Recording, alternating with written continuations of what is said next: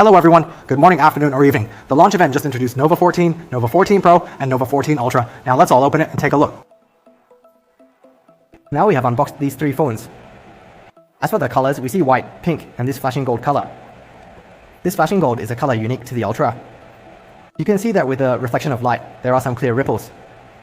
So this is similar. But this pink is not like the frosted surface of the Nova 12 Pro. It is still glossy. As for the white color, as always, personally, it feels like the pattern on the Nova 12 Vitality Edition. You can see the camera module is large among its peers. For instance, the 14 is this big, the 14 Pro is even larger, and on the Ultra, it's even bigger because the Ultra's camera module is the largest among the three, including a telephoto camera and another Huawei camera. So, let's power it on. And let me add something. Inside the box, there's still the well-known clear silicone case, but it's worth noting that the 1 meter charger has changed from the large type to this very small candy-sized one. My palm. When traveling, you don't need to allocate much space, which is very good. As for these three phones, we have now activated them, and you can see that there are some differences in screen size among these three models. For example, the Nova 14 has a traditional 6.7-inch screen, this one is 6.78, and this one is 6.81. Similarly, the Pro and Ultra still use a 4x3 microcurved design. But there's one thing worth noting. The screen refresh for the Pro and Ultra supports LTPO Smart Refresh, especially the Ultra, which has a 3-zone Smart Refresh. When you watch a video, the video display area maintains a high refresh rate, while the top time and the bottom status bar or comment section maintain a low refresh rate. This helps to save some power.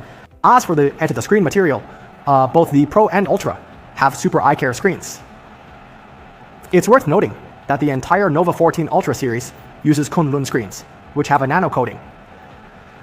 This is a benefit for those who don't like screen protectors, as it extends the lifespan of screen inputs, and is more resistant to slipping and scratching compared to regular screens. Then, regarding selfies on these three phones, you can see that, apart from the standard edition which has a single camera, the others all have dual cameras. They are also equipped with DaVinci Image 3.0. In the back, you can see something. There's still no wireless charging, but there is infrared, and the complete set of Hongfeng primary color lenses is included. The Pro and Ultra both have the Hongfeng primary color lenses, which might not surprise anyone.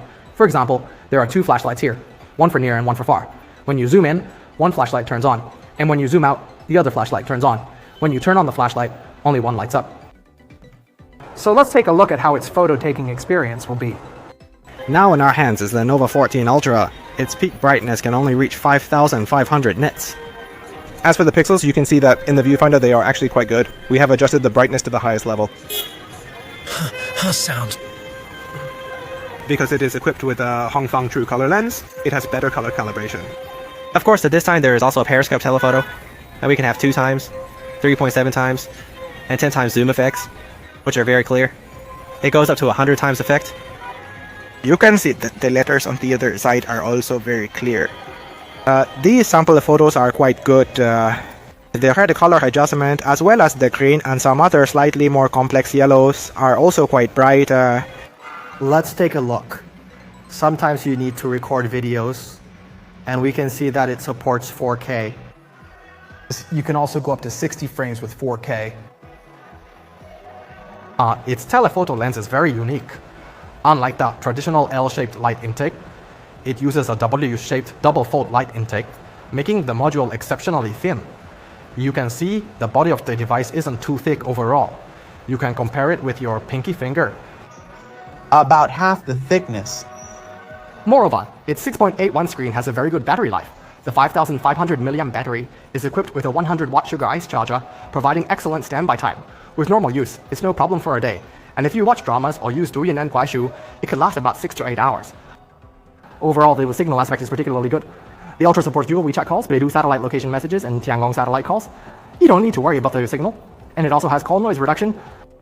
The price announced at the conference starts with 4. And after participating in the national warranty, the configuration is also in the range between 4 to 5,000. Wouldn't that be great? After all, the flagship models now include this feature, and Ultra now has it too, as does the Pro. After participating in the national warranty, it also starts with 3. But if you say digital version, so its price will be lower after participating in the national insurance. I'm not sure if this appearance and functionality meet everyone's expectations. Later, I will put the sample photos taken by these three phones